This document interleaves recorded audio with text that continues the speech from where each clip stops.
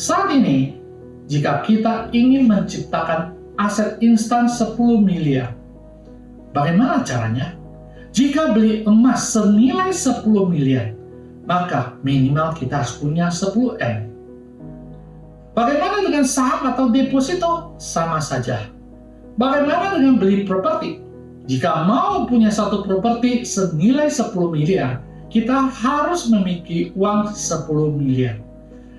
Jika tidak, seminimal-minimalnya kita harus punya 30% dana tunai dan sisanya harus beli melalui KPR.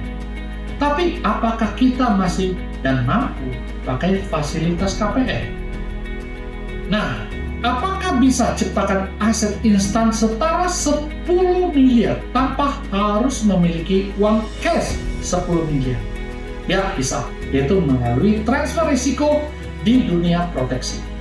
Jika seseorang berusia 50 tahun ingin ciptakan aset instan misalnya 10 miliar bagi keluarganya, maka dia hanya perlu transfer risiko sebesar 25 juta per bulan.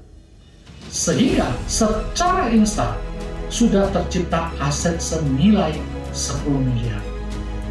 Andai kata dalam waktu 1 bulan atau 2 bulan atau 3 bulan atau setahun ke depan, tiba-tiba beliau meninggal, maka 10 miliar itu sudah siap diberikan kepada keluarganya. Kalau kita tabung 25 juta per bulan secara konvensional, mungkin kita butuh waktu minimal bisa 25 sampai 30 tahun. Lama sekali bukan?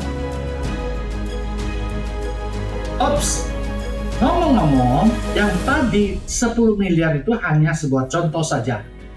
Bolehkah seseorang ciptakan aset instan sebesar 20 miliar, 50 miliar, atau 100 miliar, 500 miliar, atau bahkan 1 triliun atau lebih?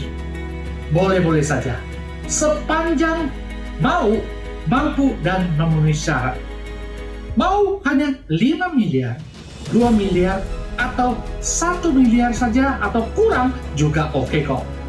Bagi yang tidak mau repot menyetor setiap tahun hingga usia tua, ada juga fasilitas yang bisa dipakai untuk menyetor hanya selama 5 tahun atau 10 tahun atau 15 tahun.